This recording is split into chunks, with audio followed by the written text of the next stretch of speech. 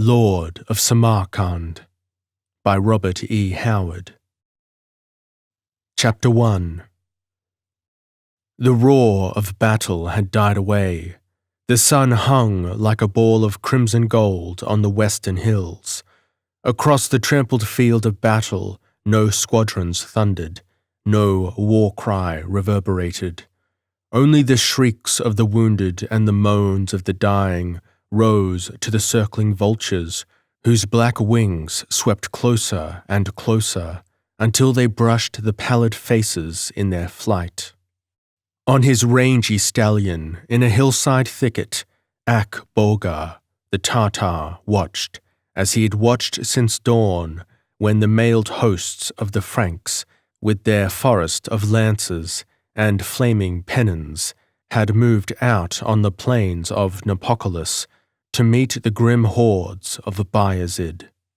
Ak-Boga, watching their battle array, had chicked his teeth in surprise and disapproval as he saw the glittering squadrons of mounted knights draw out in front of the compact masses of stalwart infantry and lead the advance. They were the flower of Europe, cavaliers of Austria, Germany, France, and Italy, but Ak-Boga shook his head. He had seen the knights charge with a thunderous roar that shook the heavens, had seen them smite the outriders of Bayezid like a withering blast, and sweep up the long slope in the teeth of a raking fire from the Turkish archers at the crest. He had seen them cut down the archers like ripe corn, and launch their whole power against the oncoming Spahis, the Turkish light cavalry. And he had seen the Spahis buckle and break and scatter like spray before a storm, the light armored riders flinging aside their lances and spurring like mad out of the melee. But Ak-Boga had looked back, where, far behind, the sturdy Hungarian pikemen toiled, seeking to keep within the supporting distance of the headlong cavaliers. He had seen the Frankish horsemen sweep on, reckless of their horses' strength as of their own lives, and cross the ridge. From his vantage point, Ak-Boga could see both sides of that ridge, and he knew that there lay the main power of the Turkish army, 65,000 strong, the Janissaries, the terrible Ottoman infantry, supported by the heavy cavalry, tall men in strong armor, bearing spears and powerful bows. And now the Franks realized what Ak-Boga had known, that the real battle lay before them, and their horses were weary, their lances broken, their throats choked with dust and thirst. Ak-Boga had seen them waver and look back for the Hungarian infantry, but it was out of sight over the ridge, and in desperation the knights hurled themselves on the massed enemy, striving to break the ranks by sheer ferocity. That charge never reached the grim lines. Instead, a storm of arrows broke the Christian front, and this time, on exhausted horses, there was no riding against it.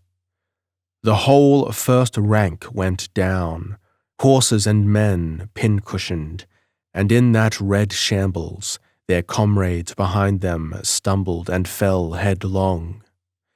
And then the Janissaries charged with a deep-toned roar of Allah that was like the thunder of deep surf. All this Ak-Boga had seen too the inglorious flight of some of the knights, the ferocious resistance of others. On foot, leaguered and outnumbered, they fought with sword and axe, falling one by one, while the tide of battle flowed around them on either side, and the blood-drunken Turks fell upon the infantry which had just toiled into sight over the ridge. There too was disaster. Flying knights thundered through the ranks of the Wallachians, and these broke and retired in ragged disorder. The Hungarians and Bavarians received the brunt of the Turkish onslaught, staggered, and fell back stubbornly, contesting every foot, but unable to check the victorious flood of Muslim fury. And now, as Akboga scanned the field, he no longer saw the serried lines of the pikemen and axe fighters. They had fought their way back over the ridge and were in full, though ordered, retreat, and the Turks had come back to loot the dead and mutilate the dying. Such knights as had not fallen or broken away in flight had flung down the hopeless sword and surrendered. Among the trees on the farther side of the vale, the main Turkish host was clustered, and even Akboga shivered a trifle at the screams which rose where Bayezid's swordsmen were butchering the captives. Nearer at hand ran ghoulish figures, swift and furtive, pausing briefly over each heap of corpses. Here and there, gaunt dervishes with foam on their beards and madness in their eyes plied their knives on writhing victims who screamed for death. "Ehrlich," muttered Akboga. "They boasted they could hold up the sky on their lances, were it to fall, and lo, the sky has fallen, and their host is meat for the ravens." He reined his horse away through the thicket. There might be good plunder among the plumed and corseleted dead, but Akboga had come hither on a mission which was yet to be completed. But even as he emerged from the thicket, he saw a prize no Tartar could forego. A tall Turkish steed with an ornate high-peaked Turkish saddle came racing by. Akboga spurred quickly forward and caught the flying, silver-worked rein. Then, leading the restive charger, he trotted swiftly down the slope away from the battlefield. Suddenly, he reined in among a clump of stunted trees. The hurricane of strife, slaughter, and pursuit had cast its spray on this side of the ridge. Before him, Akboga saw a tall, richly clad knight, grunting and cursing as he sought to hobble along using his broken lance as a crutch. His helmet was gone, revealing a blond head and a florid, choleric face. Not far away lay a dead horse, an arrow protruding from its ribs. As Akboga watched, the big knight stumbled and fell with a scorching oath. Then, from the bushes, came a man such as Akboga had never seen before, even among the Franks. This man was taller than Akboga, who was a big man, and his stride was that of a gaunt grey wolf. He was bareheaded, a tousled shock of tawny hair topping a sinister scarred face, burnt dark by the sun, and his eyes were cold as grey icy steel. The great sword he trailed was crimson to the hilt, his rusty scale mail shirt hacked and rent, the kilt beneath it torn and slashed. His right arm was stained to the elbow, and blood dripped sluggishly from a deep gash in his left forearm. "Devil take all!" growled the crippled knight in Norman French, which Akboga understood. "This is the end of the world."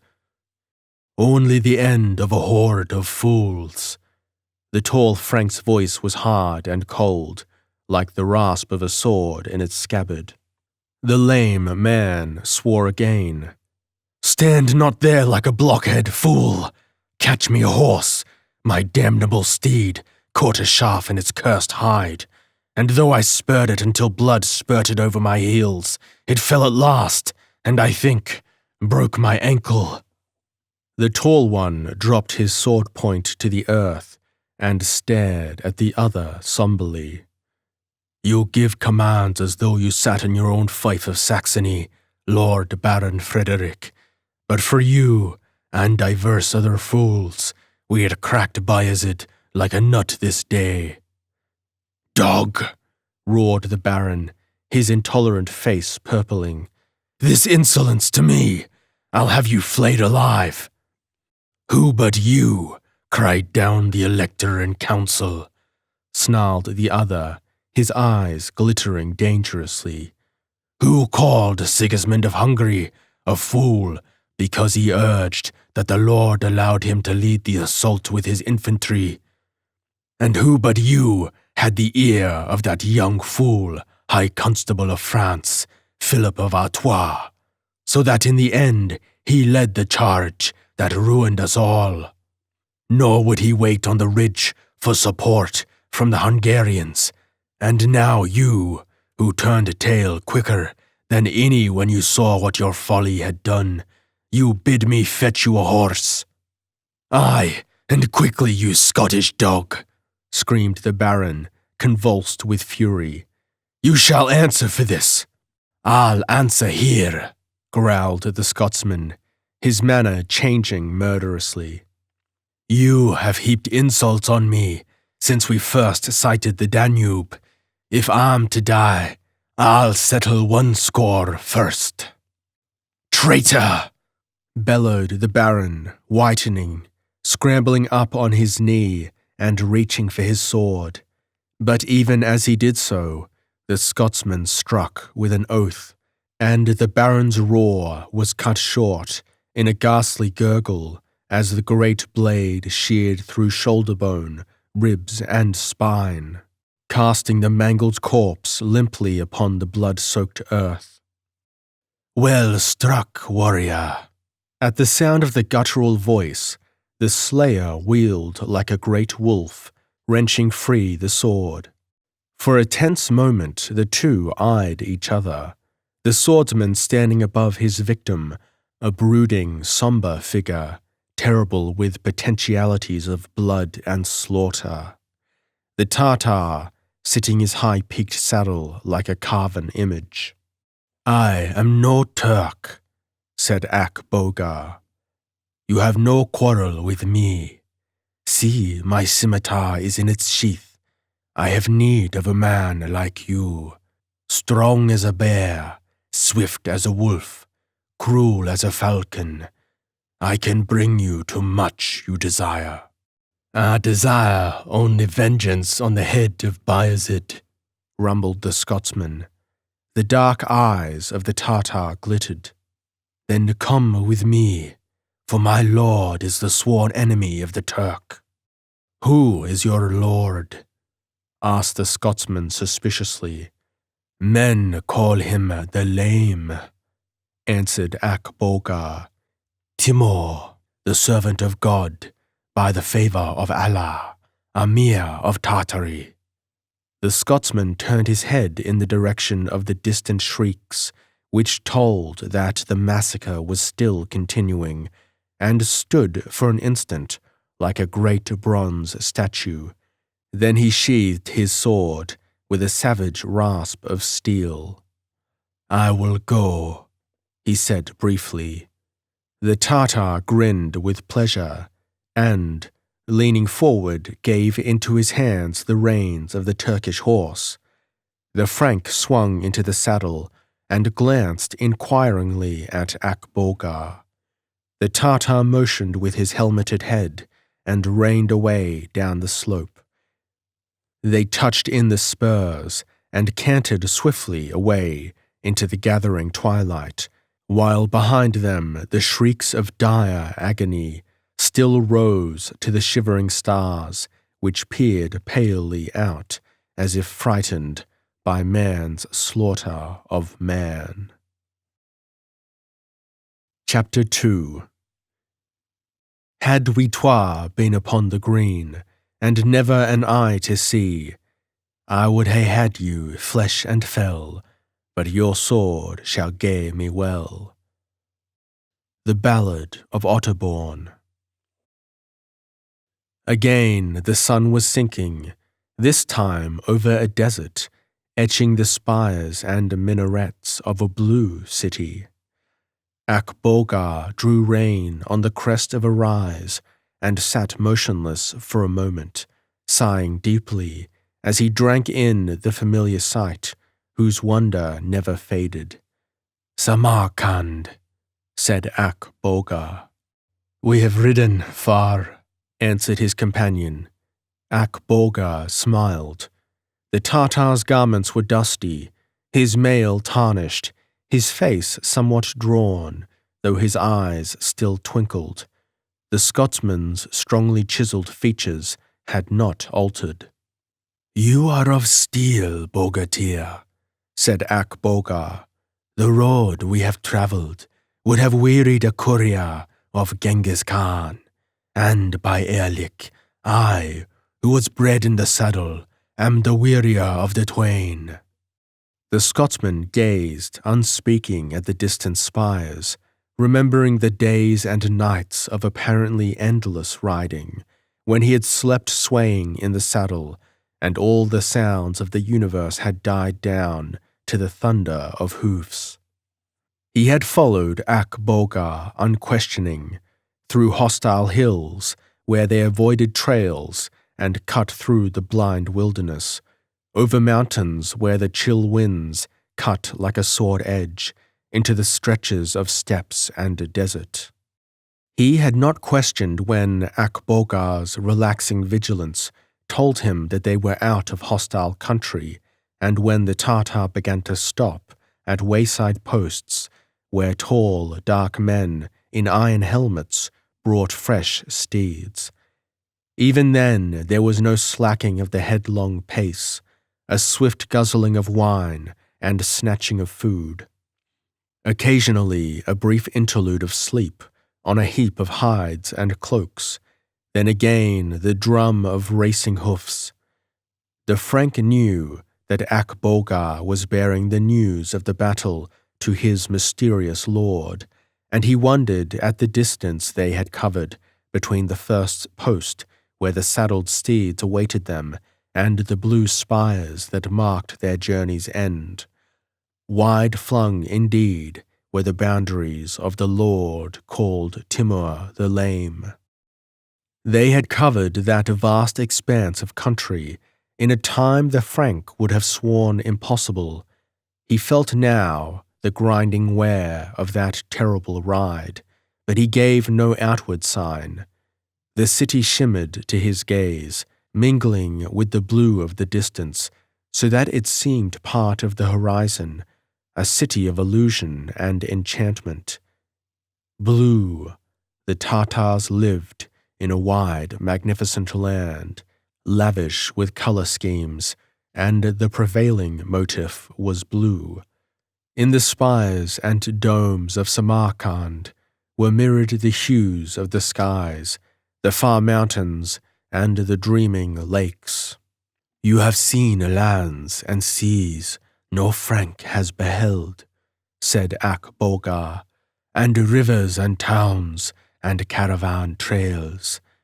Now you shall gaze upon the glory of Samarcand, which the Lord Timur found a town of dried brick and has made a metropolis of blue stone and ivory and marble and silver filigree." The two descended into the plain and threaded their way between the converging lines of camel caravans and mule trains, whose robed drivers shouted incessantly, all bound for the turquoise gates, laden with spices, silks, jewels, and slaves, the goods and gauds of India and Cathay, of Persia and Arabia and Egypt. "All of the East rides the road to Samarcand," said Akboga. They passed through the wide, gilt inlaid gates, where the tall spearman shouted boisterous greetings to Akboga, who yelled back, rolling in his saddle and smiting his mailed thigh with the joy of homecoming. They rode through the wide, winding streets, past palace and market and mosque, and bazaars thronged with the people of 100 tribes and races, bartering, disputing, shouting. The Scotsman saw hawk-faced Arabs, lean, apprehensive Syrians, fat, fawning Jews, turbaned Indians, languid Persians, ragged, swaggering but suspicious Afghans, and more unfamiliar forms, figures from the mysterious reaches of the north and the far east, stocky Mongols with broad, inscrutable faces, and the rolling gait of an existence spent in the saddle. Slant-eyed Kithaeans in robes of watered silk, tall, quarrelsome Vigors, round-faced Kipchaks, narrow-eyed Kyrgyz, a score of races whose existence the West did not guess. All the Orient flowed in a broad river through the gates of Samarcand. The Franks' wonder grew. The cities of the West were hovels compared to this. Past academies, libraries, and pleasure pavilions they rode, and Akboga turned into a wide gateway, guarded by silver lions. There they gave their steeds into the hands of silk-sashed grooms, and walked along a winding avenue paved with marble and lined with slim green trees.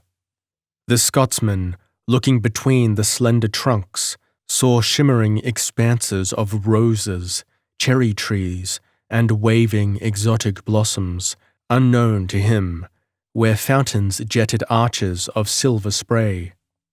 So they came to the palace, gleaming blue and gold in the sunlight, passed between tall marble columns, and entered the chambers with their gilt-worked arched doorways, and walls decorated with the delicate paintings of Persian and Kithaean artists, and the gold tissue and silver work of Indian artistry. Akboga did not halt in the great reception room with its slender carven columns and frieze work of gold and turquoise, but continued until he came to the fretted, gold-adorned arch of a door, which opened into a small, blue-domed chamber that looked out through the gold-barred windows into a series of broad, shaded, marble-paved galleries. There, silk-robed courtiers took their weapons, and, grasping their arms, led them between files of giant black mutes in silken loincloths, who held two-handed scimitars upon their shoulders, and into the chamber where the courtiers released their arms and fell back, salaaming deeply.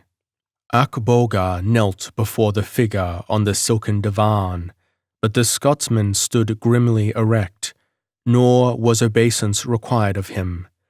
Some of the simplicity of Genghis Khan's court still lingered in the courts of these descendants of the nomads. The Scotsman looked closely at the man on the divan. This, then, was the mysterious Tamerlane, who was already becoming a mythical figure in Western lore. He saw a man as tall as himself, gaunt but heavy-boned, with a wide sweep of shoulders and the Tartar's characteristic depth of chest. His face was not as dark as Akboga's, nor did his black magnetic eyes slant, and he did not sit cross-legged as a Mongol sits. There was power in every line of his figure, in his clean-cut features, in the crisp black hair and beard, untouched with grey, despite his 61 years. There was something of the Turk in his appearance, thought the Scotsman, but the dominant note was the lean, wolfish hardness that suggested the nomad. He was closer to the basic Turanian rootstock than was the Turk, nearer to the wolfish, wandering Mongols who were his ancestors. "Speak, Akboga," said the Emir in a deep, powerful voice. "Ravens have flown westward, but there has come no word." "We rode before the word, my lord," answered the warrior. "The news is at our heels, travelling swift on the caravan roads. Soon the couriers, and after them the traders and the merchants, will bring you the news that a great battle has been fought in the west, that Bayezid has broken the hosts of the Christians, and the wolves howl over the corpses of the kings of Frankistan." "And who stands beside you?" asked Timur, resting his chin on his hand and fixing his deep, sombre eyes on the Scotsman. "A chief of the Franks who escaped the slaughter," answered Akboga. "Single-handed, he cut his way through the melee, and in his flight paused to slay a Frankish lord who had put shame upon him aforetime. He has no fear, and his thews are steel. By Allah, we passed through the land, outracing the wind, to bring thee news of the war, and this Frank is less weary than I, who learned to ride ere I learned to walk. Why do you bring him to me? It was my thought that he would make a mighty warrior for thee, my lord." "In all the world," mused Timur, "there are scarce half a dozen men whose judgment I trust. Thou art one of those," he added briefly, and Akboga, who had flushed darkly in embarrassment, grinned delightedly. "Can he understand me?" asked Timur. "He speaks Turkey, my lord." "How are you named, O Frank?" queried the emir, "and what is your rank?" "I am called Donald Macdiza," answered the Scotsman. "I come from the country of Scotland, beyond Frankistan. I have no rank, either in my own land or in the army I followed. I live by my wits and the edge of my claymore. Why do you ride to me?" "Akboga told me it was the road to vengeance." "Against whom?" "Bayezid, the Sultan of the Turks, whom men name the Thunderer." Timur dropped his head on his mighty breast for a space, and in the silence Macdiza heard the silvery tinkle of a fountain in an outer court, and the musical voice of a Persian poet singing to a lute. Then the great Tartar lifted his lion's head and spoke quietly. "Sit ye with Akboga upon this divan close at my hand," he said. "I will instruct you how to trap a grey wolf." As Donald did so, he unconsciously lifted a hand to his face, as if he felt the sting of a blow 11 years old. Irreverently, his mind reverted to another king and another, ruder court, and in the swift instant that elapsed, as he took his seat close to the emir, glanced fleetingly along the bitter trail of his life. Young Lord Douglas, most powerful of all the Scottish barons, was headstrong and impetuous, and, like most Norman lords, choleric when he fancied himself crossed. But he should not have struck the lean young Highlander who had come down into the border country seeking fame and plunder in the train of the lords of the marches. Douglas was accustomed to using both riding whip and fists freely on his pages and esquires, and promptly forgetting both the blow and the cause. And they, being also Normans, and accustomed to the tempers of their lords, likewise forgot. But Donald Macdiza was no Norman. He was a Gael, and Gaelic ideas of honour and insult differ from Norman ideas, as the wild uplands of the north differ from the fertile plains of the lowlands. The chief of Donald's clan could not have struck him with impunity, and for a Southron to so venture, hate entered the young Highlander's blood like a black river and filled his dreams with crimson nightmares. Douglas forgot the blow too quickly to regret it, but Donald's was the vengeful heart of those wild folk who keep the fires of feud flaming for centuries and carry grudges to the grave. Donald was as fully Celtic as his savage Dalriadian ancestors who carved out the kingdom of Alba with their swords. But he hid his hate and bided his time, and it came in a hurricane of border war. Robert Bruce lay in his tomb, and his heart, stilled forever, lay somewhere in Spain beneath the body of Black Douglas, who had failed in the pilgrimage which was to place the heart of his king before the Holy Sepulchre. The great king's grandson, Robert II, had little love for storm and stress. He desired peace with England, and he feared the great family of Douglas. But despite his protests, war spread flaming wings along the border, and the Scottish lords rode joyfully on the foray. But before the Douglas marched, a quiet and subtle man came to Donald MacDeese's tent and spoke briefly and to the point. "Knowing that the aforesaid Lord hath put despite upon thee, I whispered thy name softly to him that sendeth me, and sooth, it is well known that this same bloody Lord doth continually embroil the kingdoms, and stir up wrath and woe between the sovereigns," he said in part, and he plainly spoke the word, protection. Donald made no answer, and the quiet person smiled, and left the young Highlander sitting with his chin on his fist, staring grimly at the floor of his tent. Thereafter, Lord Douglas marched right gleefully with his retainers into the border country, and burned the dales of Tyne and part of Bambrashire, and 3 good towers on Reedswire Fells. He left them all on fire, and spread wrath and woe generally among the border English, so that King Richard sent notes of bitter reproach to King Robert, who bit his nails with rage, but waited patiently for news he expected to hear.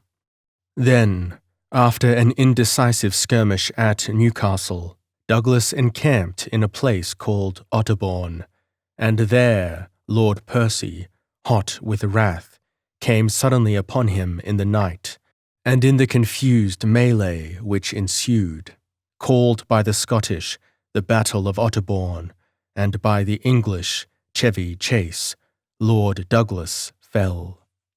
The English swore he was slain by Lord Percy, who neither confirmed nor denied it, not knowing himself what men he had slain in the confusion and darkness. But a wounded man babbled of a Highland plaid before he died, and an axe wielded by no English hand. Men came to Donald and questioned him hardly, but he snarled at them like a wolf, and the king, after piously burning many candles for Douglas's soul in public, and thanking God for the baron's demise in the privacy of his chamber, announced that, "We have heard of this persecution of a loyal subject, and it being plain in our mind that this youth is innocent as ourselves in this matter, we hereby warn all men against further hounding of him at pain of death." So the king's protection saved Donald's life, but men muttered in their teeth and ostracized him. Sullen and embittered, he withdrew to himself and brooded in a hut alone, till one night there came news of the king's sudden abdication and retirement into a monastery. The stress of a monarch's life in those stormy times was too much for the monkish sovereign. Close on the heels of the news came men with drawn daggers to Donald's hut, but they found the cage empty. The hawk had flown, and though they followed his trail with reddened spurs, they found only a steed that had fallen dead at the seashore, and saw only a white sail dwindling in the growing dawn. Donald went to the continent because, with the lowlands barred to him, There was nowhere else to go. In the highlands he had too many blood feuds, and across the border the English had already made a noose for him. That was in 1389. 7 years of fighting and intriguing in European wars and plots. And when Constantinople cried out before the irresistible onslaught of Bayezid, and men pawned their lands to launch a new crusade, the Highland swordsmen had joined the tide that swept eastward to its doom. 7 years, and a far cry from the border marches to the blue-domed places of fabulous Samarcand, reclining on a silken divan as he listened to the measured words which flowed in a tranquil monotone from the lips of the Lord of Tartary. Chapter 3. If thou art the lord of this castle, say well it pleases me, for ere I cross the border fells, the tane of us shall die. Battle of Otterbourne.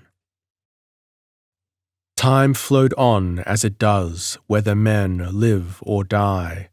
The bodies rotted on the plains of Nicopolis, and Bayezid, drunk with power, trampled the sceptres of the world. The Greeks, the Serbs, and the Hungarians he ground beneath his iron legions, and into his spreading empire he moulded the captive races. He laved his limbs in wild debauchery, the frenzy of which astounded even his tough vassals. The women of the world flowed whimpering between his iron fingers, and he hammered the golden crowns of kings to shoe his war steed. Constantinople reeled beneath his strokes, and Europe licked her wounds like a crippled wolf, held at bay on the defensive. Somewhere in the misty mazes of the east moved his arch-foe Timur, and to him Bayezid sent missives of threat and mockery. No response was forthcoming, but word came along the caravans of a mighty marching and a great war in the south, of the plumed helmets of India scattered and flying before the Tartar spears. Little heed gave Bayezid. India was little more real to him than it was to the Pope of Rome. His eyes were turned westward, toward the Kafar cities. I will harrow Frankistan with steel and flame, he said. Their sultans shall draw my chariots, and the bats lair in the palaces of the infidels. Then, in the early spring of 1402, there came to him, in the inner court of his pleasure palace at Brusa, where he lolled, guzzling the forbidden wine, and watching the antics of naked dancing girls, certain of his emirs, bringing a tall Frank, whose grim, scarred visage was darkened by the suns of far deserts. This Kafar dog rode into the camp of the Janissaries as a madman rides on a foam-covered steed, they said, saying he sought Bayezid. Shall we flay him before thee, or tear him between wild horses? Dog, said the Sultan, drinking deeply and setting down the goblet with a satisfied sigh. You have found Bayezid. Speak, ere I set you howling on a stake. Is this a fit welcome for one who has ridden far to serve you? Retorted the Frank in a harsh, unshaken voice. I am Donald Macdisa, and among your Janissaries there is no man who can stand up against me in sword play, and among your barrel-bellied wrestlers there is no man whose back I cannot break. The Sultan tugged his black beard and grinned. Would thou wert not an infidel, said he, for I love a man with a bold tongue.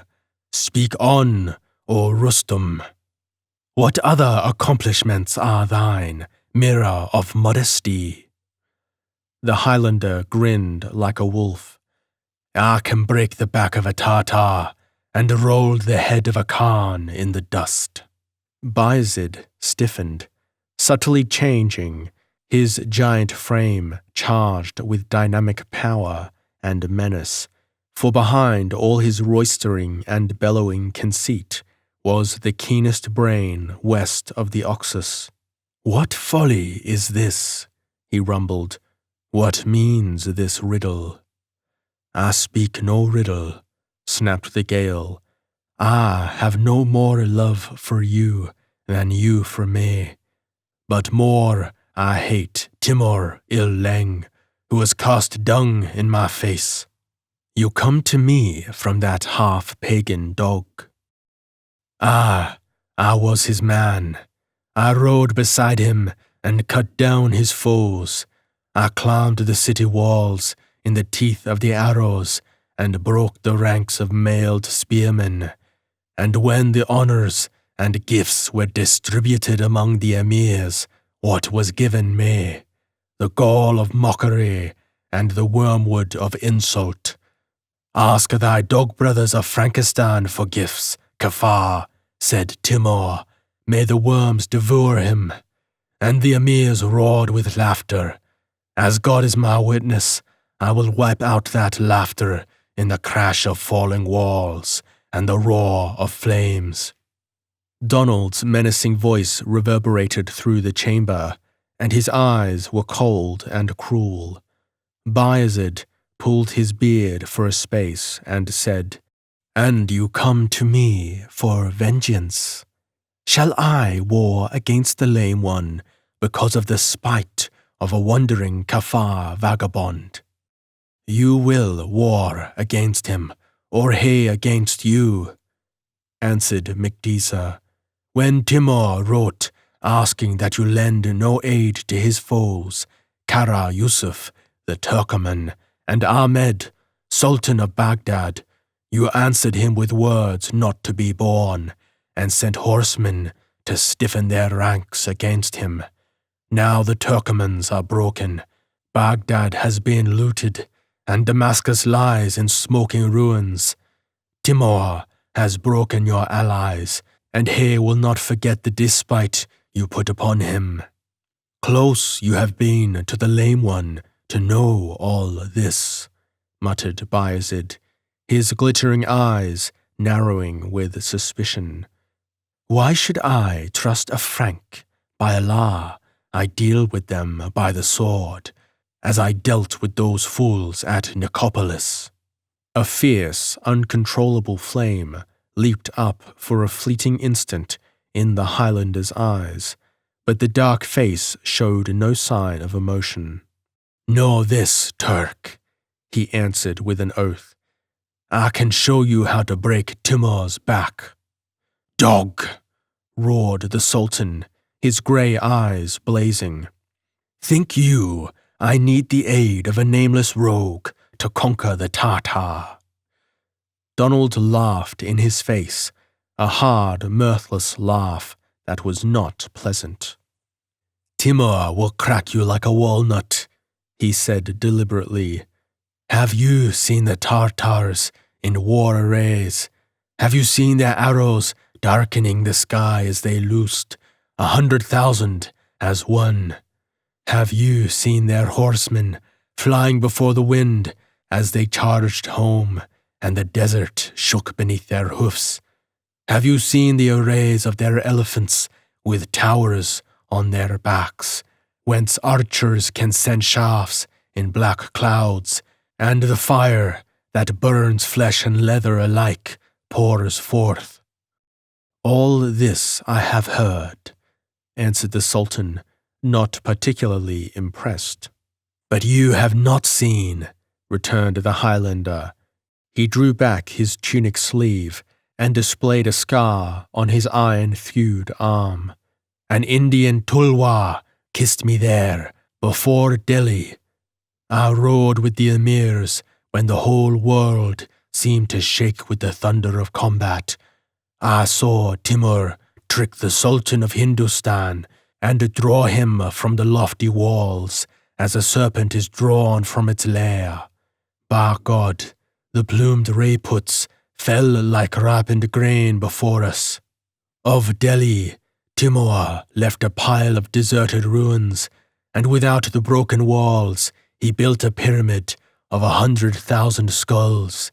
You would say I lied, were I to tell you how many days the Khyber Pass was thronged with the glittering hosts of warriors and captives returning along the road to Samarcand. The mountains shook with their tread, and the wild Afghans came down in hordes to place their heads beneath Timur's heel, as he will grind thy head under foot, Bayezid.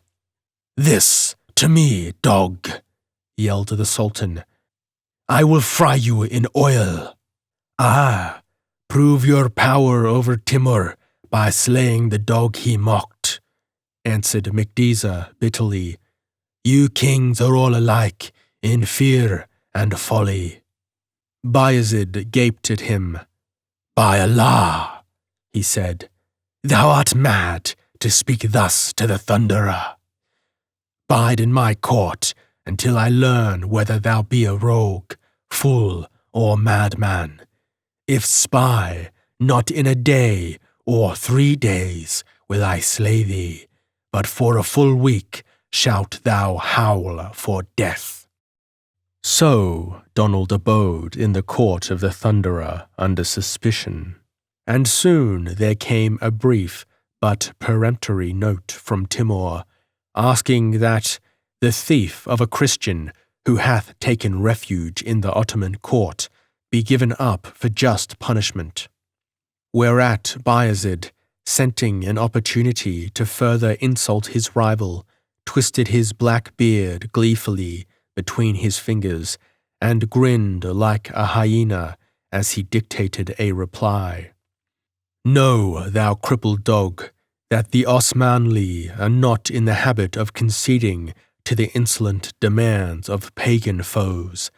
Be at ease while thou mayest, O lame dog, for soon I will take thy kingdom for an offal heap, and thy favourite wives for my concubines. No further missives came from Timur. Bayezid drew Donald into wild revels, plied him with strong drink, and even as he roared and roisted, he keenly watched the Highlander. But even his suspicions grew blunter when, at his drunkest, Donald spoke no word that might hint he was other than he seemed.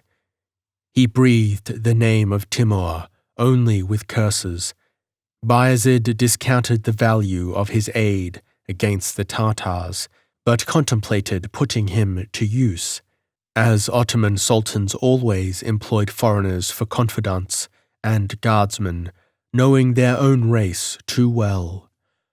Under close, subtle scrutiny, the Gael indifferently moved, drinking all but the Sultan onto the floor in the wild drinking bouts, and bearing himself with a reckless valour that earned the respect of the hard-bitten Turks in forays against the Byzantines. Playing Genoese against Venetian, Bayezid lay about the walls of Constantinople. His preparations were made. Constantinople, and after that Europe. The fate of Christendom wavered in the balance, there before the walls of the ancient city of the East. And the wretched Greeks, worn and starved, had already drawn up a capitulation when word came flying out of the East, a dusty, blood-stained courier on a staggering horse. Out of the East, as sudden as a desert storm, the Tartars had swept, and Sivas, Bayezid's border city, had fallen. That night, the shuddering people on the walls of Constantinople saw torches and cressets tossing and moving through the Turkish camp, gleaming on dark hawk faces and polished armour. But the expected attack did not come, and dawn revealed a great flotilla of boats moving in a steady double stream, back and forth across the Bosphorus, bearing the mailed warriors to Asia. The Thunderer's eyes were at last turned eastward. Chapter 4. The deer runs wild on hill and dale. The birds fly wild from tree to tree, but there is neither bread nor kale to fend my men and me. Battle of Otterbourne. Here we will camp, said Bayezid, shifting his giant body in the gold-crusted saddle. He glanced back at the long lines of his army, winding beyond sight over the distant hills, over 200,000 fighting men. Grim Janissaries, Spahis glittering in plumes and silver mail, heavy cavalry in silk and steel, and his allies and alien subjects. Greek and Wallachian pikemen, the 20,000 horsemen of King Peter Lazarus of Serbia, mailed from crown to heel. There were troops of Tartars, too, who had wandered into Asia Minor and been ground into the Ottoman Empire with the rest, stocky Kalmucks who had been on the point of mutiny at the beginning of the march, but had been quieted by a harangue from Donald McDeesa in their own tongue. For weeks the Turkish host had moved eastward on the Sivas road, expecting to encounter the Tartars at any point. They had passed Angora, where the Sultan had established his base camp. They had crossed the river Halys, or Kizil Irmak, and now were marching through the hill country that lies in the bend of that river which, rising east of Sivas, sweeps southward in a vast half-circle before it bends, west of Kishir, northward to the Black Sea. Here we camp, repeated Bayezid. Sivas lies some 65 miles to the east. We will send scouts into the city. They will find it deserted, predicted Donald, riding at Bayezid's side, and the Sultan scoffed. O gem of wisdom, will the lame one flee so quickly? He will not flee, answered the Gael. Remember, he can move his host far more quickly than you can. He will take to the hills and fall suddenly upon us when you least expect it. Bayezid snorted his contempt. Is he a magician to flit among the hills with a horde of 150,000 men? Bah, I tell you, he will come along the Sivas road to join battle, and we will crack him like a nutshell. So the Turkish host went into camp and fortified the hills. And there they waited with growing wrath and impatience for a week.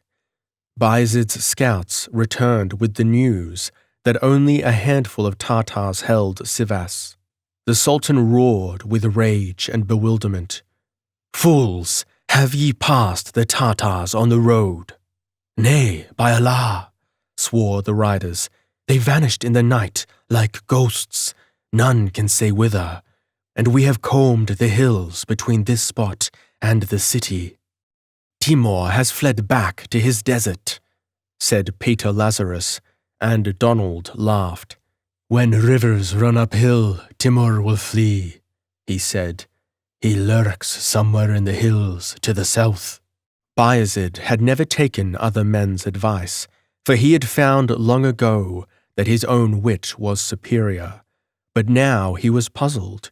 He had never before fought the desert riders, whose secret of victory was mobility, and who passed through the land like blown clouds. Then his outriders brought in word that bodies of mounted men had been seen moving parallel to the Turkish right wing. Makdisa laughed like a jackal barking.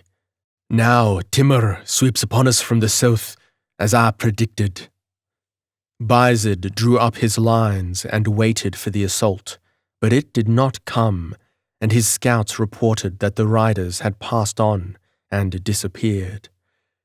Bewildered for the first time in his career, and mad to come to grips with his elusive foe, Bayezid struck camp and, on a forced march, reached the Halys River in 2 days, where he expected to find Timur drawn up to dispute his passage. No Tartar was to be seen. The Sultan cursed in his black beard. Were these eastern devils ghosts to vanish into thin air? He sent riders across the river, and they came flying back, splashing recklessly through the shallow water. They had seen the Tartar rear guard. Timur had eluded the whole Turkish army, and was even now marching on Angora. Frothing, Bayezid turned to Makdiza. "Dog, what have you to say now?" "What would you?" The Highlander stood his ground boldly. "You have none but yourself to blame if Timur has outwitted you. Have you hearkened to me in aught, good or bad?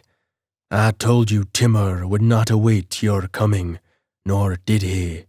I told you he would leave the city and go into the southern hills, and he did. I told you he would fall upon us suddenly, and therein I was mistaken. I did not guess he would cross the river and elude us, but all else I warned you of has come to pass." Bayezid grudgingly admitted the truth of the Frank's words, but he was mad with fury. Else, he had never sought to overtake the swift-moving horde before it reached Angora.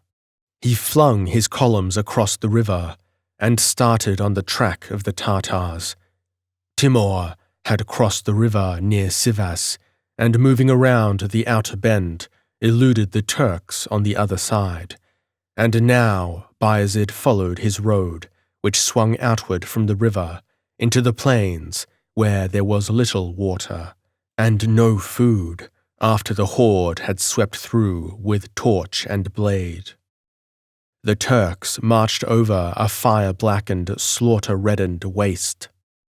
Timur covered the ground in 3 days, over which Bayezid's columns staggered in a week of forced marching, 100 miles through the burning, desolated plain, strewn with bare hills that made marching a hell. As the strength of the army lay in its infantry, the cavalry was forced to set its pace with the foot soldiers, and all stumbled wearily through the clouds of stinging dust that rose from beneath the sore, shuffling feet. Under a burning summer sun they plodded grimly along, suffering fiercely from hunger and thirst.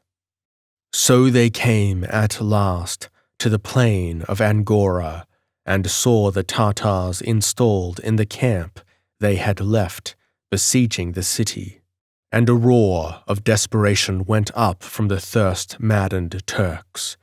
Timur had changed the course of the little river which ran through Angora, so that now it ran behind the Tartar lines. The only way to reach it was straight through the desert hordes. The springs and wells of the countryside had been polluted or damaged. For an instant, Bayezid sat silent in his saddle, gazing from the Tartar camp to his own long, straggling lines, and the marks of suffering and vain wrath in the drawn faces of his warriors. A strange fear tugged at his heart, so unfamiliar he did not recognize the emotion. Victory had always been his. Could it ever be otherwise? Chapter 5. What's yon that follows at my side? The foe that ye must fight, my lord, that hurples swift as I can ride, the shadow of the night, my lord. Kipling. On that still summer morning, the battle lines stood ready for the death grip. The Turks were drawn up in a long crescent, whose tips overlapped the Tartar wings, one of which touched the river, and the other an entrenched hill 15 miles away across the plain. "Never in my life have I sought another's advice in war," said Bayezid, "but you rode with Timur 6 years. Will he come to me?" Donald shook his head. You outnumber his host. He will never fling his riders against the solid ranks of your Janissaries. He will stand afar off and overwhelm you with flights of arrows. You must go to him." "Can I charge his horses with my infantry?" snarled Bayezid. "Yet you speak wise words. I must hurl my horse against his, and Allah knows his is the better cavalry." "His right wing is the weaker," said Donald, a sinister light burning in his eyes. "Mass your strongest horsemen on your left wing. Charge and shatter that part of the Tartar host. Then let your left wing close in, assailing the main battle of the Emir on the flank, while your Janissaries advanced from the front. Before the charge, the Sparhis on your right wing may make a feint at the lines to draw Timur's attention." Bayezid looked silently at the gale. Donald had suffered as much as the rest on that fearful march. His mail was white with dust, his lips blackened, his throat caked with thirst. "So let it be," said Bayezid.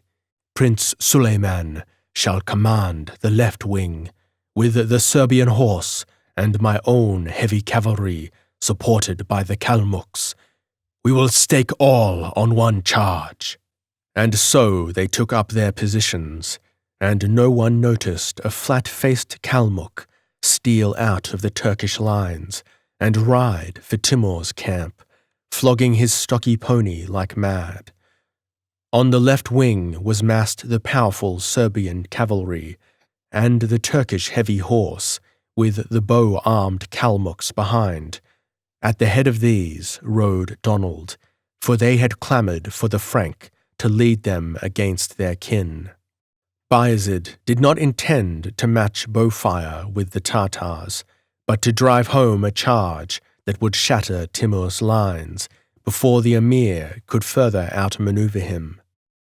The Turkish right wing consisted of the Spahis, the centre of the Janissaries, and Serbian foot, with Peter Lazarus under the personal command of the Sultan. Timur had no infantry. He sat with his bodyguard on a hillock behind the lines. Nur ad-Din commanded the right wing of the riders of High Asia, Akboga the left, Prince Muhammad the centre. With the centre were the elephants in their leather trappings, with their battle towers and archers.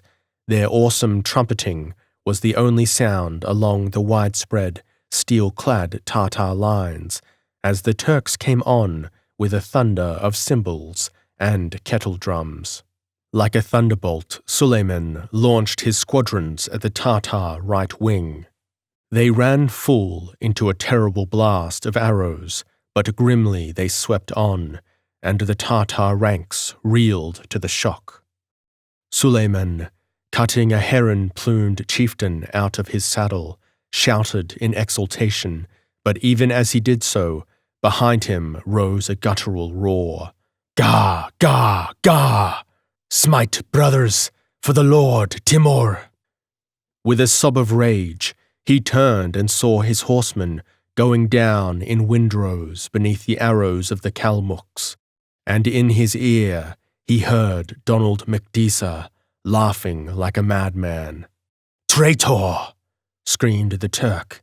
"This is your work!" The claymore flashed in the sun, and Prince Suleiman rolled, headless, from his saddle. "One stroke for Nicopolis!" yelled the maddened Highlander. "Drive home your shafts, dog brothers!" The stocky Kalmuks yelped like wolves in reply, wheeling away to avoid the scimitars of the desperate Turks, and driving their deadly arrows into the milling ranks at close range. They had endured much from their masters. Now was the hour of reckoning. And now the Tartar right wing drove home with a roar, and caught before and behind. The Turkish cavalry buckled and crumbled, whole troops breaking away in headlong flight. At one stroke, had been swept away Bayezid's chances to crush his enemy's formation. As the charge had begun, the Turkish right wing had advanced with a great blare of trumpets and roll of drums, and in the midst of its feint had been caught by the sudden, unexpected charge of the Tatar left.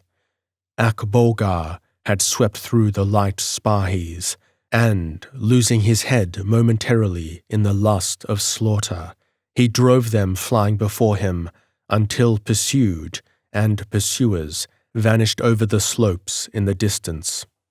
Timur sent Prince Muhammad with a reserve squadron to support the left wing and bring it back, while Nur ad-Din, sweeping aside the remnants of Bayezid's cavalry, swung in a pivot-like movement and thundered against the locked ranks of the Janissaries.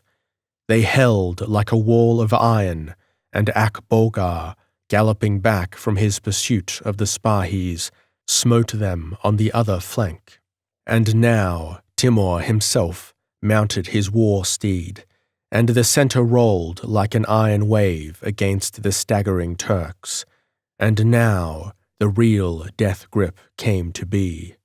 Charge after charge crashed on those serried ranks, surging on and rolling back like on-sweeping and receding waves. In the clouds of fire-shot dust, the Janissaries stood unshaken, thrusting with reddened spears, smiting with dripping axe and notched scimitar. The wild riders swept in like blasting whirlwinds, raking the ranks with the storms of their arrows as they drew and loosed too swiftly for the eye to follow, rushing headlong into the press, screaming and hacking like madmen as their scimitars sheared through buckler, helmet, and skull. And the Turks beat them back, overthrowing horse and rider, hacking them down and trampling them under, treading their own dead underfoot to close the ranks, until both hosts trod on a carpet of the slain, and the hoofs of the Tatar steeds splashed blood at every leap.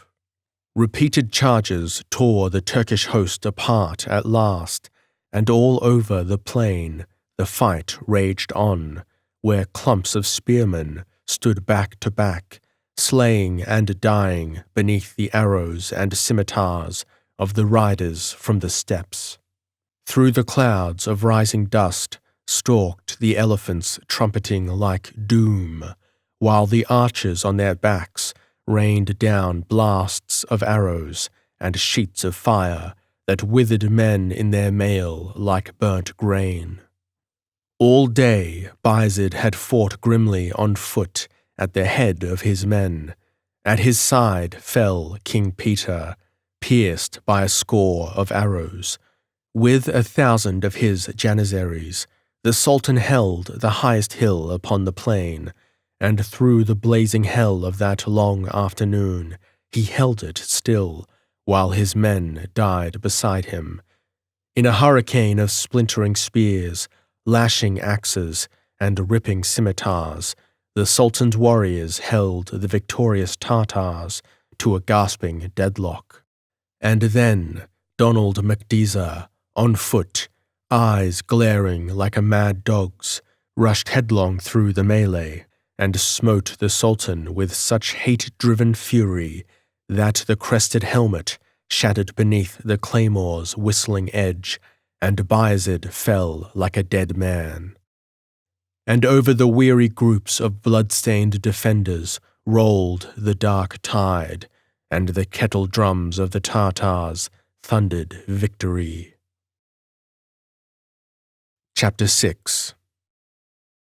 The searing glory which hath shone amid the jewels of my throne, halo of hell, and with a pain, not hell shall make me fear again. Poe, Tamerlane.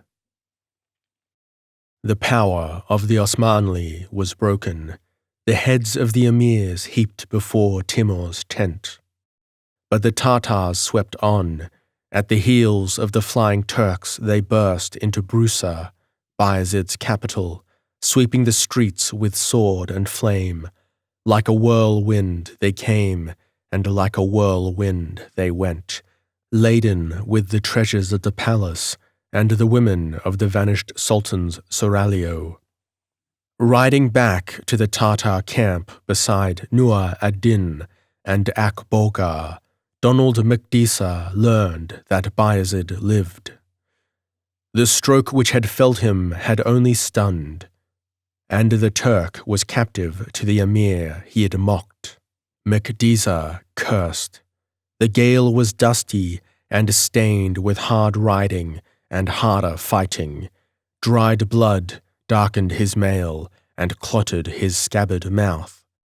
A red-soaked scarf was bound about his thigh as a rude bandage.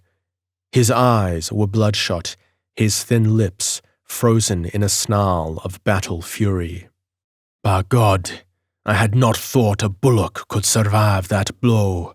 Is he to be crucified, as he swore to deal with Timur thus? Timur gave him good welcome, and will do him no hurt," answered the courtier who brought the news. "The Sultan will sit at the feast." Akboga shook his head, for he was merciful except in the rush of battle, but in Donald's ears were ringing the screams of the butchered captives at Nicopolis, and he laughed shortly, a laugh that was not pleasant to hear. To the fierce heart of the Sultan, death was easier than sitting a captive at the feast which always followed a Tartar victory. Bayezid sat like a grim image, neither speaking nor seeming to hear the crash of the kettle-drums, the roar of barbaric revelry. On his head was the jewelled turban of sovereignty, in his hand the gem-starred sceptre of his vanished empire. He did not touch the great golden goblet before him. Many and many a time had he exulted over the agony of the vanquished, with much less mercy than was now shown him. Now the unfamiliar bite of defeat left him frozen.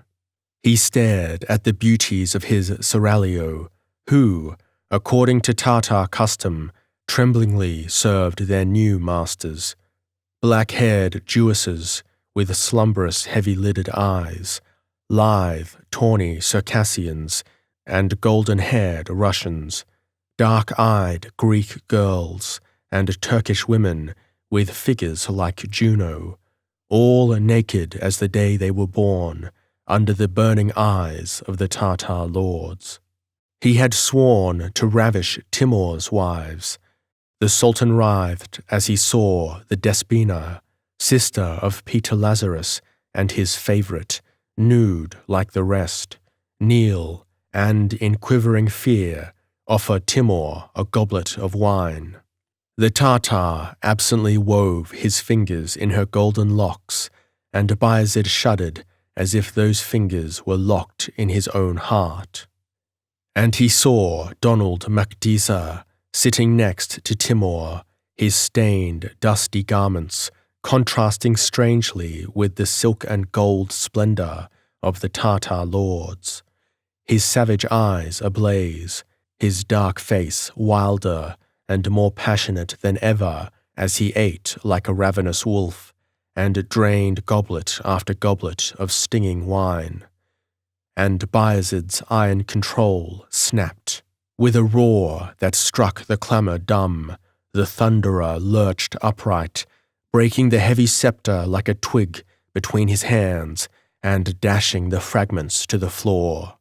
All eyes turned toward him, and some of the Tartars stepped quickly between him and their emir, who only looked at him impassively. "Dog, and spawn of a dog!" roared Bayezid. "You came to me as one in need, and I sheltered you. The curse of all traitors rest on your black heart." Makdisa heaved up, scattered goblets and bowls. "Traitors!" he yelled. "Is 6 years so long you forget the headless corpses that moulder at Nicopolis? Have you forgotten the 10,000 captives you slew there, naked, with their hands bound. I fought you there with steel, and since I have fought you with guile. Fool, from the hour you marched from Brusa, you were doomed. It was I who spoke softly to the Kalmuks who hated you, so they were content and seemed willing to serve you. With them I communicated with Timur from the time we first left Angora, sending riders forth secretly or feigning to hunt for antelopes. Through me, Timur tricked you, even put into your head the plan of your battle. I caught you in a web of truths, knowing that you would follow your own course, regardless of what I or anyone else said. I told you but 2 lies, when I said I sought revenge on Timur, and when I said the Emir would bide in the hills and fall upon us. Before battle joined, I knew what Timur wished, and by my advice led you into a trap. So Timur, who had drawn out the plan you thought part yours and part mine, knew beforehand every move you would make. But in the end, it hinged on me, for it was I who turned the Kalmuks against you, and their arrows in the backs of your horsemen, which tipped the scales when the battle hung in the balance. I paid high for my vengeance, Turk.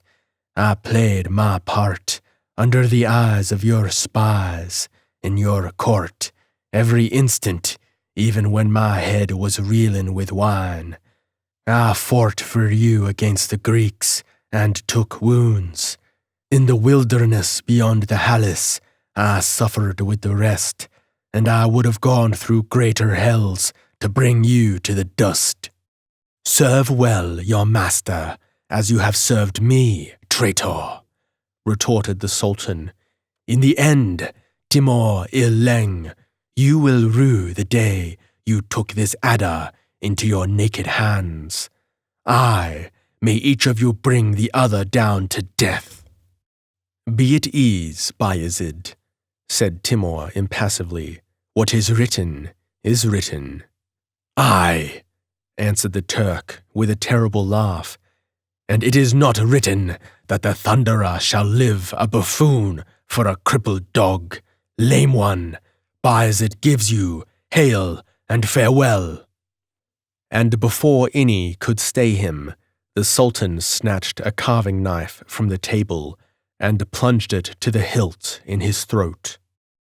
A moment he reeled like a mighty tree, spurting blood, and then crashed thunderously down. All noise was hushed as the multitude stood aghast. A pitiful cry rang out as the young Despina ran forward, and dropping to her knees, drew the lion's head of her grim lord to her naked bosom, sobbing convulsively. But Timur stroked his beard measuredly and half abstractedly. And Donald McDesa, seating himself, took up a great goblet that glowed crimson in the torchlight, and drank deeply. Chapter 7. Hath not the same fierce heirdom given Rome to the Caesar, this to me? Poe, Tamerlane. To understand the relationship of Donald McDesa to Timur, it is necessary to go back to that day, 6 years before, when, in the turquoise-domed palace at Samarcand, the Emir planned the overthrow of the Ottoman. When other men looked days ahead, Timur looked years, and 5 years passed before he was ready to move against the Turk, and let Donald ride to Brusa ahead of a carefully trained pursuit. 5 years of fierce fighting in the mountain snows and the desert dust, through which Timur moved like a mythical giant, and, hard as he drove his chiefs, he drove the Highlander harder. It was as if he studied Mcdisa with the impersonally cruel eyes of a scientist, wringing every ounce of accomplishment from him, seeking to find the limit of man's endurance and valor, the final breaking point. He did not find it. The Gale was too utterly reckless to be trusted with hosts and armies, but in raids and forays, in the storming of cities, and in charges of battle, in any action requiring personal valor and prowess, the Highlander was all but invincible. He was a typical fighting man of European wars, where tactics and strategy meant little and ferocious hand-to-hand fighting much, and where battles were decided by the physical prowess of the champions. In tricking the Turk, he had but followed the instructions given him by Timur. There was scant love lost between the Gael and the Emir, to whom Donald was but a ferocious barbarian from the outlands of Frankistan. Timur never showered gifts and honors on Donald as he did upon his Muslim chiefs. But the grim Gael scorned these gauds, seeming to derive his only pleasures from hard fighting and hard drinking. He ignored the formal reverence paid the Emir by his subjects, and in his cups dared beard the somber Tartar to his face, so that the people caught their breath. "He is a wolf I unleash on my foes," said Timur on one occasion to his lords. "He is a two-edged blade that might cut the wielder," ventured one of them. "Not so long as the blade is forever smiting my enemies," answered Timur. After Angora, Timur gave Donald command of the Kalmucks, who accompanied their kin back into High Asia, and a swarm of restless, turbulent vigors. That was his reward, a wider range and a greater capacity for grinding toil and heart-bursting warfare. But Donald made no comment. He worked his slayers into fighting shape and experimented with various types of saddles and armor, with firelocks, finding them much inferior in actual execution to the bows of the Tartars, and with the last type of firearm, the cumbrous wheel-lock pistols used by the Arabs a century before they made their appearance in Europe. Timur hurled Donald against his foes, as a man hurls a javelin, little caring whether the weapon be broken or not. The Gael's horsemen would come back blood-stained, dusty and weary, their armor hacked to shreds, their swords notched and blunted, but always with the heads of Timur's foes swinging at their high saddle peaks. Their savagery and Donald's own wild ferocity and superhuman strength brought them repeatedly out of seemingly hopeless positions, and Donald's wild beast vitality caused him again and again to recover from ghastly wounds, until the iron-thewed Tartars marveled at him. As the years passed, Donald, always aloof and taciturn, withdrew more and more to himself. When not riding on campaigns, he sat alone in brooding silence in the taverns, or stalked dangerously through the streets, hand on his great sword, while the people slunk softly from in front of him. He had one friend, Akbolgar, but one interest outside of war and carnage. On a raid into Persia, a slim white wisp of a girl had run screaming across the path of the charging squadron, and his men had seen Donald bend down and sweep her up into his saddle with one mighty hand. The girl was Zuleika, a Persian dancer. Donald had a house in Samarcand and a handful of servants, but only this one girl. She was comely, sensual and giddy. She adored her master in her way, and feared him with a very ecstasy of fear, but was not above secret amours with young soldiers when Mcdisa was away on the wars. Like most Persian women of her caste, she had a capacity for petty intrigue and an inability for keeping her small nose out of affairs which were none of her business. She became a tale-bearer for Shadi Mulk, the Persian paramour of Khalil, Timur's weak grandson, and thereby indirectly changed the destiny of the world. She was greedy, vain, and an outrageous liar, but her hands were soft as drifting snowflakes when she dressed the wounds of sword and spear on Donald's iron body. He never beat or cursed her, and though he never caressed or wooed her with gentle words as other men might, it was well known that he treasured her above all worldly possessions and honors. Timur was growing old. He had played with the world as a man plays with a chessboard, using kings and armies for pawns. As a young chief without wealth or power, he had overthrown his Mongol masters and mastered them in his turn. Tribe after tribe, race after race, kingdom after kingdom, he had broken and molded into his growing empire, which stretched from the Gobi to the Mediterranean, from Moscow to Delhi, the mightiest empire the world ever knew. He had opened the doors of the south and east, and through them flowed the wealth of the earth. He had saved Europe from an Asiatic invasion when he checked the tide of Turkish conquest, a fact of which he neither knew nor cared. He had built cities, and he had destroyed cities.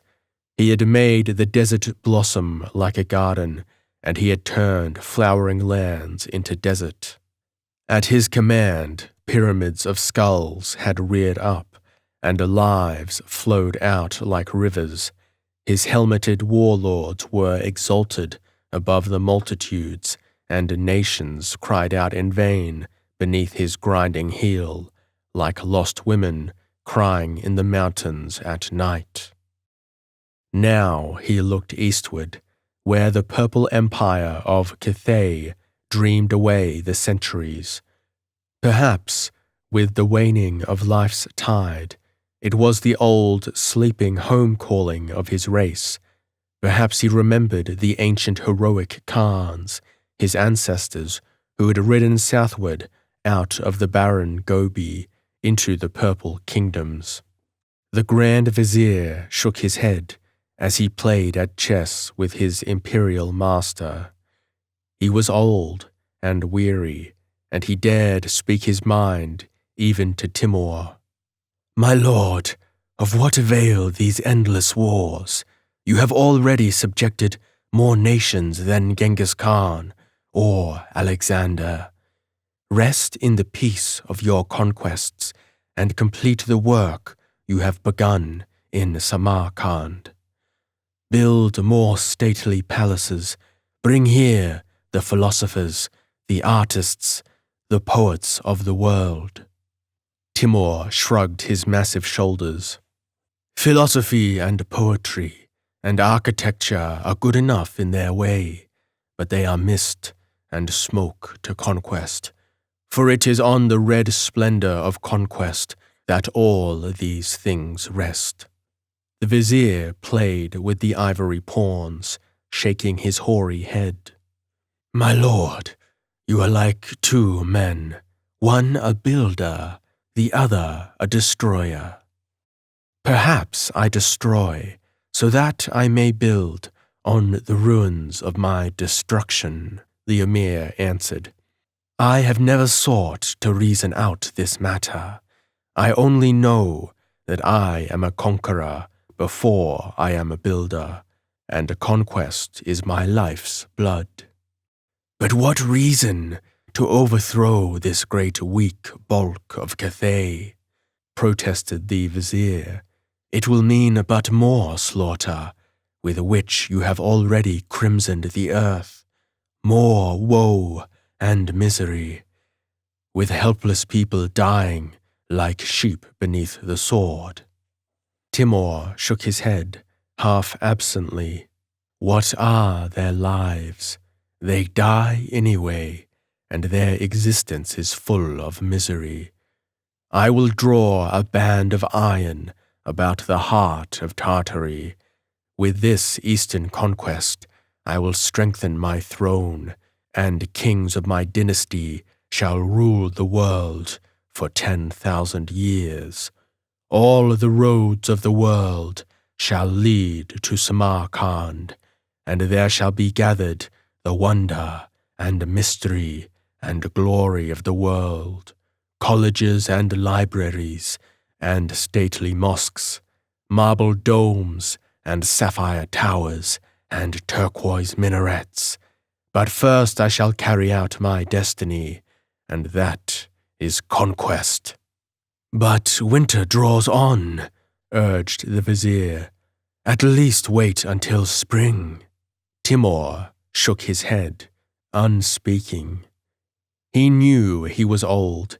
Even his iron frame was showing signs of decay, and sometimes in his sleep he heard the singing of Al-Jai, the dark-eyed, the bride of his youth, dead for more than 40 years. So through the blue city ran the word, and men left their love-making and their wine-bibbing, strung their bows, looked to their harness, and took up again the worn old road of conquest. Timur and his chiefs took with them many of their wives and servants, for the emir intended to halt at Otrar, his border city, and from thence strike into Cathay when the snows melted in the spring. Such of his lords as remained rode with him. War took a heavy toll of Timur's hawks. As usual, Donald Macdisa and his turbulent rogues led the advance. The Gael was glad to take the road after months of idleness, but he brought Zuleika with him. The years were growing more bitter for the giant Highlander, an outlander among alien races. His wild horsemen worshipped him in their savage way, but he was an alien among them after all, and they could never understand his inmost thoughts. Akbolgar, with his twinkling eyes and jovial laughter, had been more like the men Donald had known in his youth. But Akbolgar was dead, his great heart stilled forever by the stroke of an Arab scimitar, and in his growing loneliness Donald more and more sought solace in the Persian girl, who could never understand his strange wayward heart, but who somehow partly filled an aching void in his soul. Through the long, lonely nights his hands sought her slim form, with a dim, formless, unquiet hunger even she could dimly sense. In the strange silence, Timur rode out of Samarcand at the head of his long, glittering columns, and the people did not cheer as of old. With bowed heads and hearts crowded with emotions they could not define, they watched the last conqueror ride forth, and then turned again to their petty lives and commonplace, dreary tasks, with a vague, instinctive sense that something terrible and splendid and awesome had gone out of their lives forever. In the teeth of the rising winter, the hosts moved, not with the speed of other times when they passed through the land like wind-blown clouds. They were 200,000 strong, and they bore with them herds of spare horses, wagons of supplies, and great tent pavilions. Beyond the pass men call the gates of Timur, snow fell, and into the teeth of the blizzard the army toiled doggedly. At last it became apparent that even Tartars could not march in such weather, and Prince Khalil went into winter quarters in that strange town called the Stone City, but Timur plunged on with his own troops.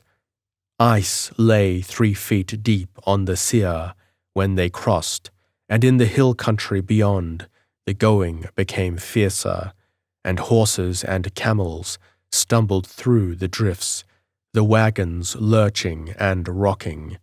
But the will of Timur drove them grimly onward, and at last they came upon the plain and saw the spires of Otrar gleaming through the whirling snow wrack.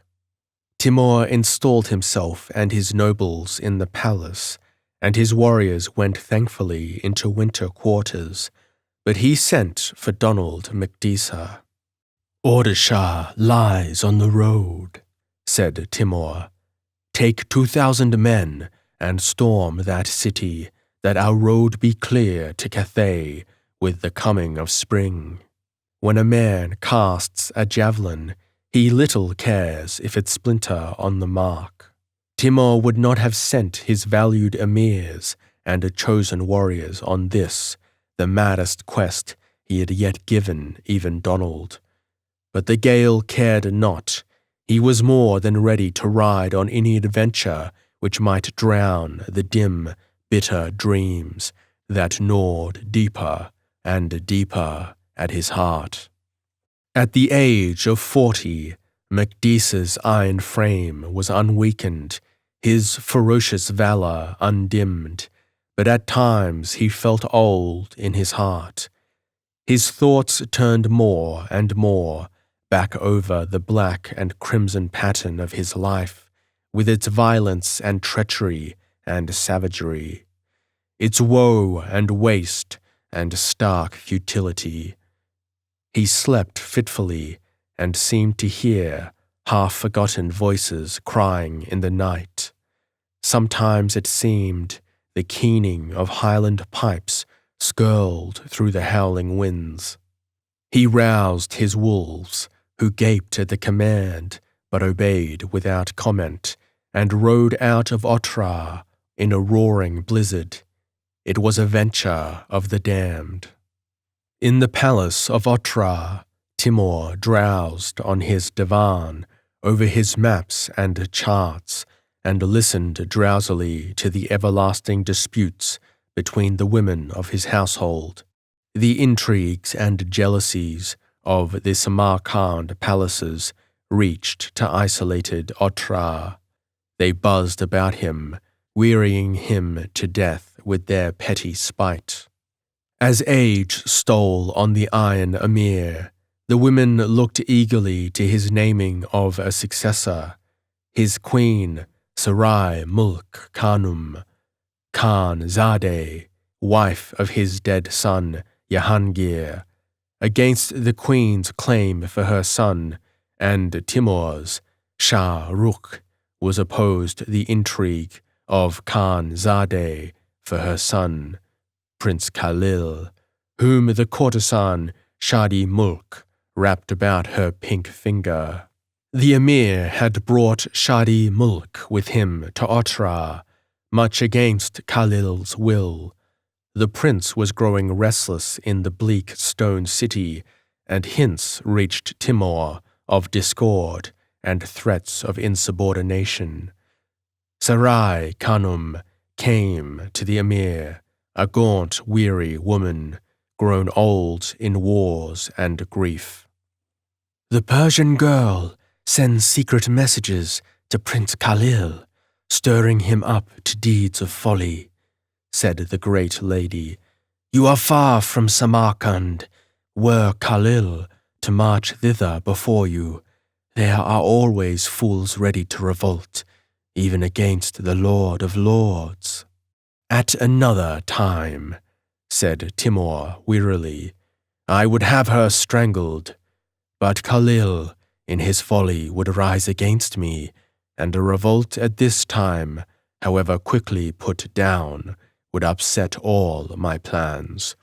Have her confined and closely guarded, so that she can send no more messages." "This I have already done," replied Sarai Khanum grimly.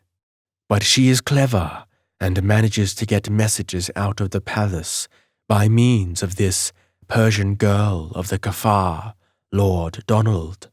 "Fetch this girl," ordered Timur, laying aside his maps with a sigh. They dragged Zuleika before the emir, who looked somberly upon her as she grovelled whimpering at his feet, and with a weary gesture sealed her doom, and immediately forgot her, as a king forgets the fly he has crushed. They dragged the girl, screaming, from the imperial presence, and hurled her upon her knees in a hall which had no windows and only bolted doors.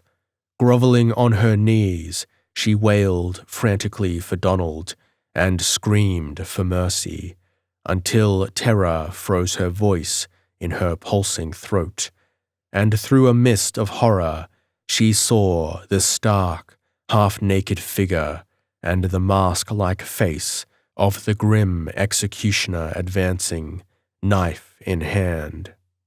Zuleika was neither brave nor admirable. She neither lived with dignity nor met her fate with courage. She was cowardly, immoral, and foolish. But even a fly loves life, and a worm would cry out under the heel that crushed it, and perhaps, in the grim, inscrutable books of fate, even an emperor may not forever trample insects with impunity. Chapter 8. But I have dreamed a dreary dream. Beyond the veil of sky, I saw a dead man win a fight, and I think that man was I. Battle of Otterbourne. And at Ordashar, the siege dragged on. In the freezing winds that swept down the pass, driving snow in blinding, biting blasts, the stocky Kalmucks and the lean Vigors strove and suffered and died in bitter anguish. They set scaling ladders against the walls and struggled upward, and the defenders, suffering no less, speared them, hurled down boulders that crushed the mailed figures like beetles, and thrust the ladders from the walls so that they crashed down, bearing death to men below. Ordashar was actually but a stronghold of the Jat Mongols, set sheer in the pass and flanked by towering cliffs. Donald's wolves hacked at the frozen ground with frost-bitten raw hands, which scarce could hold the picks, striving to sink a mine under the walls. They pecked at the towers, while molten lead and weighted javelins fell in a rain upon them, driving their spear points between the stones, tearing out pieces of masonry with their naked hands. With stupendous toil, they had constructed makeshift siege engines from felled trees, and the leather of their harness and woven hair from the manes and tails of their war horses. The rams battered vainly at the massive stones. The ballistas groaned as they launched tree trunks and boulders against the towers or over the walls. Along the parapet the attackers fought with the defenders until their bleeding hands froze to spear shaft and sword hilt, and the skin came away in great raw strips. And always, with superhuman fury rising above their agony, the defenders hurled back the attack. A storming tower was built and rolled up to the walls, and from the battlements the men of Ordashar poured a drenching torrent of naphtha that sent it up in flame and burnt the men in it, shriveling them in their armor like beetles in a fire. Snow and sleet fell in blinding flurries, freezing to sheets of ice. Dead men froze stiffly where they fell, and wounded men died in their sleeping furs. There was no rest, no surcease from agony. Days and nights merged into a hell of pain. Donald's men, with tears of suffering frozen on their faces, beat frenziedly against the frosty stone walls, fought with raw hands, gripping broken weapons, and died cursing the gods that created them. The misery inside the city was no less, for there was no more food. At night, Donald's warriors heard the wailing of the starving people in the streets. At last, in desperation, the men of Ordashar cut the throats of their women and children and sallied forth, and the haggard Tartars fell on them, weeping with the madness of rage and woe, and in the welter of battle that crimsoned the frozen snow, drove them back through the city gates, and the struggle went hideously on. Donald used up the last wood in the vicinity to erect another storming tower higher than the city wall. After that, there was no more wood for the fires. He himself stood at the uplifted bridge, which was to be lowered to rest on the parapets. He had not spared himself. Day and night he had toiled beside his men, suffering as they had suffered. The tower was rolled to the wall in a hail of arrows that slew half the warriors who had not found shelter behind the thick bulwark. A crude cannon bellowed from the walls, but the clumsy round shot whistled over their heads. The naphtha and Greek fire of the jats was exhausted. In the teeth of the singing shafts, the bridge was dropped. Drawing his claymore, Donald strode out upon it. Arrows broke on his corselet and glanced from his helmet. Firelocks flashed and bellowed in his face, but he strode on, unhurt. Lean, armored men with eyes like mad dogs swarmed upon the parapet, seeking to dislodge the bridge, to hack it asunder.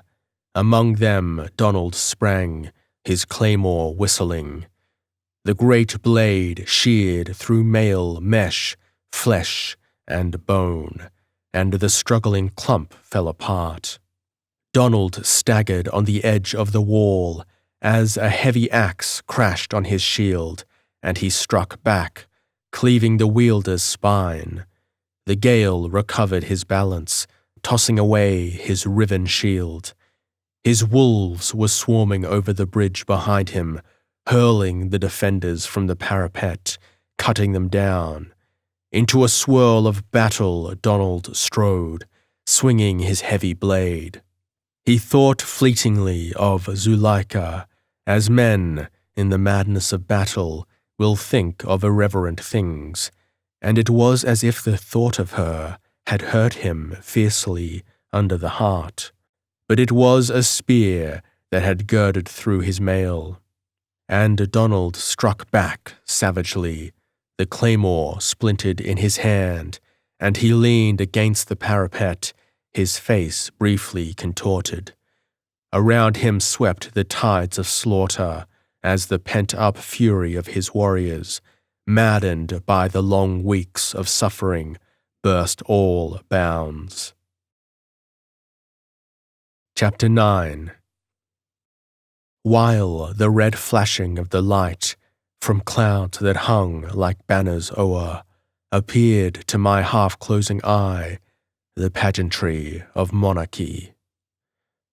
Poe, Tamerlane. To Timur, on his throne in the palace of Otrar, came the Grand Vizier. The survivors of the men sent to the pass of Ordashar are returning, my lord. The city in the mountains is no more. They bear the Lord Donald on a litter, and he is dying. They brought the litter to Timur's presence. Weary, dull-eyed men, with raw wounds tied up with blood-crusted rags, their garments and mail in tatters. They flung before the emir's feet the golden-scaled corselets of chiefs and chests of jewels and robes of silk and silver braid, the loot of Ordashar, where men had starved among riches, and they set the litter down before Timur. The emir looked at the form of Donald. The Highlander was pale, but his sinister face showed no hint of weakness in that wild spirit. His cold eyes gleamed unquenched. "The road to Cathay is clear," said Donald, speaking with difficulty. "Ordashar lies in smoking ruins. I have carried out your last command." Timur nodded, his eyes seeming to gaze through and beyond the Highlander. What was a dying man on a litter to the emir, who had seen so many die? His mind was on the road to Cathay and the purple kingdoms beyond.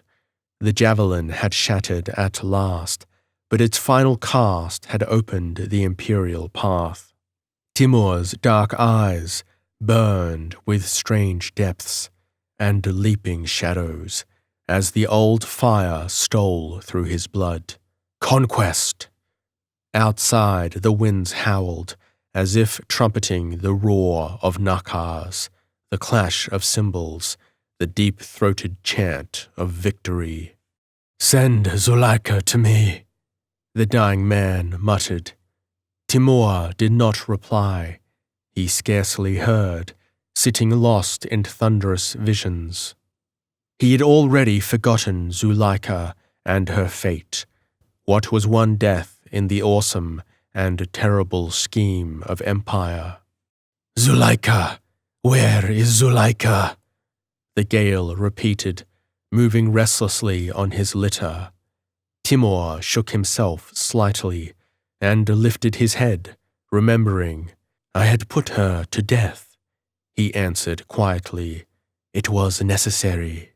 "Necessary!" Donald strove to rear upright, his eyes terrible, but fell back, gagging, and spat a mouthful of crimson. "You bloody dog! She was mine!" "Yours, or another's," Timur rejoined absently, his mind far away. What is a woman in the plan of imperial destinies? For answer, Donald plucked a pistol from among his robes and fired point blank. Timur started and swayed on his throne, and the courtiers cried out, paralyzed with horror. Through the drifting smoke, they saw that Donald lay dead on the litter, his thin lips frozen in a grim smile. Timur sat crumpled on his throne, one hand gripping his breast. Through those fingers, blood oozed darkly. With his free hand, he waved back his nobles. "Enough! It is finished. To every man comes the end of the road.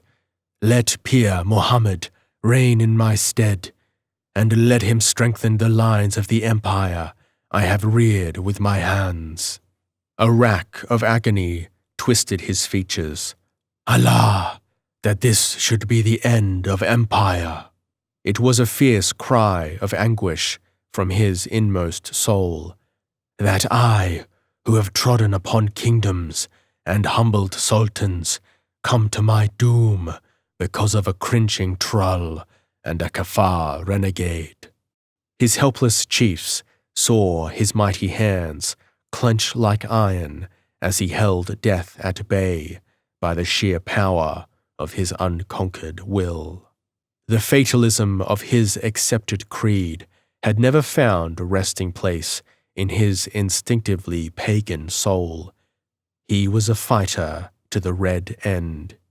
"Let not my people know that Timur died by the hand of a kafar," he spoke with growing difficulty. "Let not the chronicles of the ages blazon the name of a wolf that slew an emperor. Oh God, that a bit of dust and a metal can dash the conqueror of the world into the dark.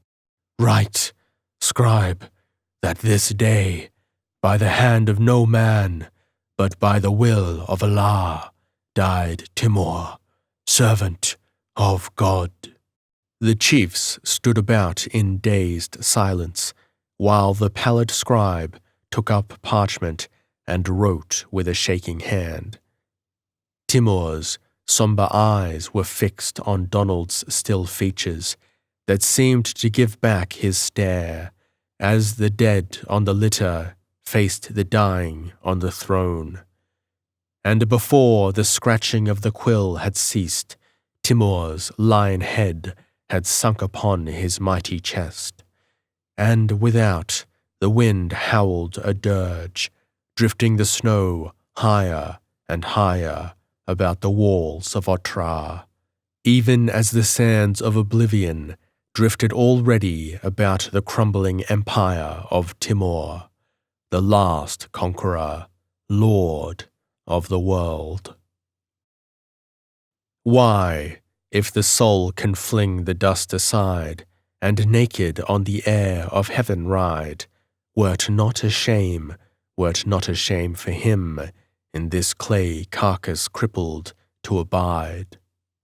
'Tis but a tent where takes his one day's rest, a sultan to the realm of death addressed. The sultan rises, and the dark Farash strikes, and prepares it for another guest. Rubaiyat of Omar Khayyam.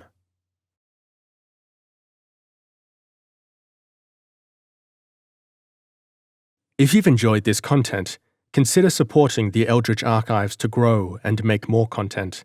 Become a supporter on Patreon, buy an audiobook on Bandcamp, or like, comment on, or share one of the videos on YouTube. And as always, thank you for listening.